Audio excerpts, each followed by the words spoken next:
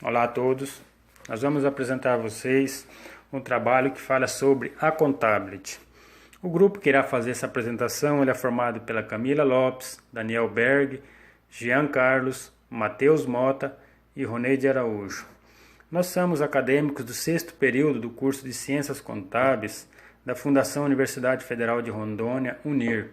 A disciplina a qual faz parte dessa apresentação é Sistema de Informação Accountability Governamental, sob a orientação do professor Raimundo Novaes.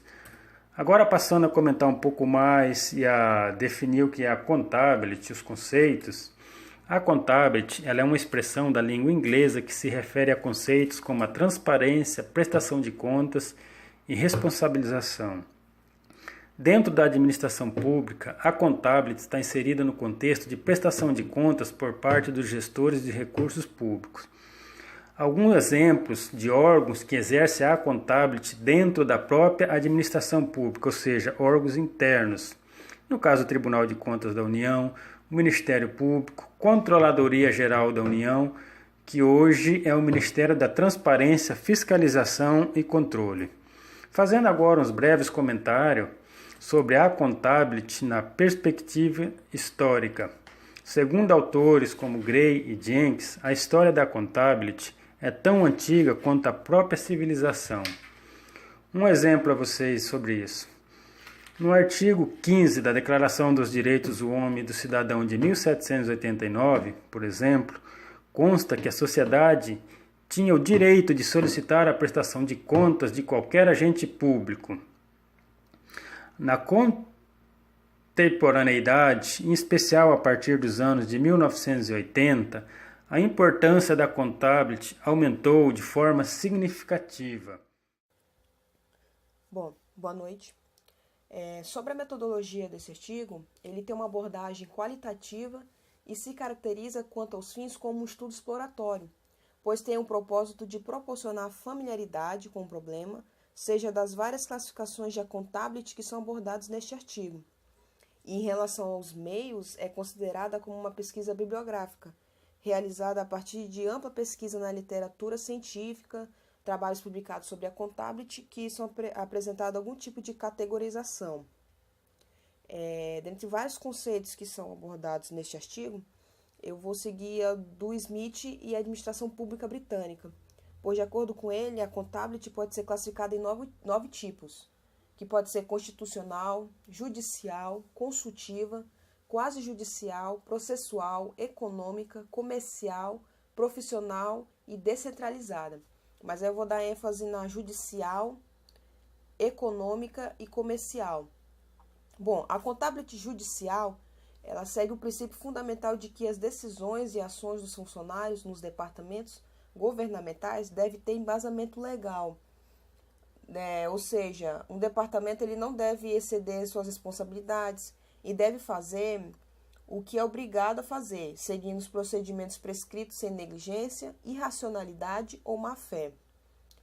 Já a accountability econômica envolve planejamento e gestão dos recursos com base na preocupação de que os recursos públicos só devem ser gastos em projetos autorizados e controlados pelo parlamento, para não dar no sentido de eliminar desperdícios e incentivar boas práticas de orçamento, contratos e administração financeira em geral. E, por fim, a accountability comercial, que vai partir das empresas públicas em tomarem decisões comerciais em resposta às pressões do mercado. Elas operariam a uma distância do controle ministerial e parlamentar para garantir a liberdade comercial. Olá, sou Jean Carlos e, dando continuidade ao trabalho, vou falar um pouco da categorização Gestão Estratégica de Accountability em organizações sem fins lucrativos. Como sabemos, existem várias conceituações de accountability e nem todas se adequam às organizações sem fins lucrativos. Existem duas dimensões em um sistema de accountability: padrões de desempenho explícito e implícito, onde este primeiro são aqueles codificados em lei, regulamentos e obrigações contratuais, e os implícitos envolvem o conhecimento geral do comportamento organizacional, e uma resposta, reativa ou proativa, ou seja, tática ou estratégica. Através da ligação dessas duas dimensões, pode-se identificar 4 tipos de accountability. A accountability de conformidade, que é a forma mais vista em organizações sem fins lucrativos, onde relaciona o padrão de desempenho explícito com suas próprias regras e procedimentos operacionais. A accountability negociada, onde as normas estão implícitas decorrente das mudanças ou tendências políticas que não foram codificadas em lei ou regulamentos. A accountability discricionária ou profissional, onde os padrões são implícitos e a organização responde com estratégias proativas. E a accountability antecipatória posicionada, onde os padrões de desempenho são explícitos e impostos a partir do exterior. Os administradores, com o intuito de deixar a organização em conformidade, antecipam a formulação das normas, tentando desempenhar um papel proativo na formação dos padrões a serem impostos. Bem, gente, boa noite. Dando continuidade aqui acerca do conceito de accountability, segundo alguns autores. Nesta noite eu quero falar um pouco sobre Calder e a sociedade civil. Calder 2003 aborda a questão da accountability em relação à sociedade civil de uma forma geral, incluindo movimentos sociais, organizações não governamentais, grupos religiosos e nacionalistas. São definidas as seguintes: a accountability moral, também chamada de externa ou estratégica, e a accountability procedimental, também chamada de interna, funcional ou gerencial. A accountability moral ela pode ser entendida de acordo com Calder como a accountability de uma organização em relação às pessoas que ela ajuda, ou seja, é a medida de quanto a ONG se mantém fiel à sua missão. Já a accountability procedimental ela está mais ligada à prática da gestão interna. Também existem outros autores que conceituam a accountability, como a Bruce Loureiro e a accountability democrática, onde eles focam mais na accountability de uma forma governamental, com foco no setor público, mais especificamente nas finanças públicas. Esses autores partem de 3 princípios orientadores de ideias democráticos, que correspondem a 3 tipos de accountability democrática.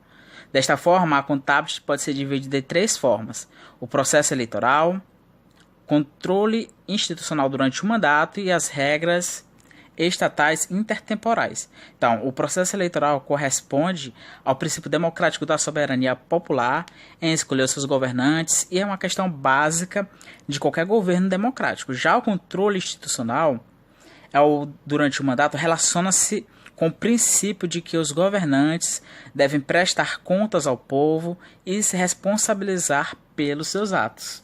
Já as regras estatais intertemporais, elas se relacionam aos limites de atuação dos governantes e garantia das liberdades individuais e coletivas. Vou passar aqui para o meu colega.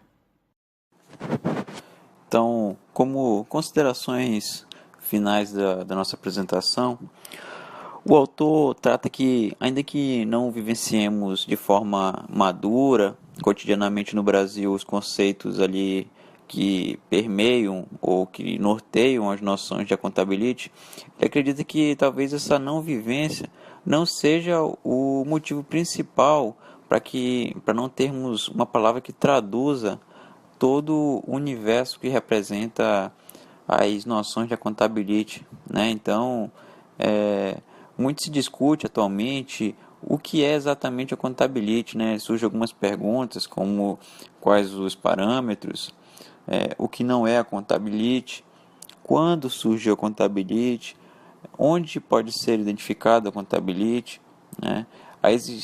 Existem níveis de accountability, essas tais questões elas permeiam alguns dos estudos apresentados pelo autor ali no artigo, mas ele traz também ali que algumas das respostas nós estamos longe de alcançarmos um consenso, né? Então, apesar disso, né, ele traz também que existem alguns estudos onde se identificam 3 tipos de accountability no Antigo Egito e Antigo Mesopotâmia, né? Estudos sobre accountability também na Atena clássica e em algumas cidades medievais.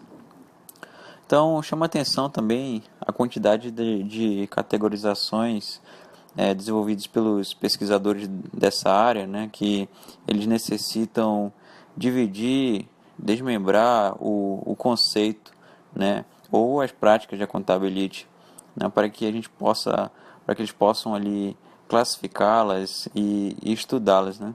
Então, possivelmente essa prática ocorre em função exatamente da indefinição desse conceito, né, da indefinição do conceito de accountability. Existe também, o autor aborda também essa parte da dimensão ideológica dos estudos, né, que traz ali que a accountability ela se dá em um ambiente de disputa política, né, no qual alguns interesses são privilegiados em detrimento de outros, né, mesmo em ambientes não governamentais.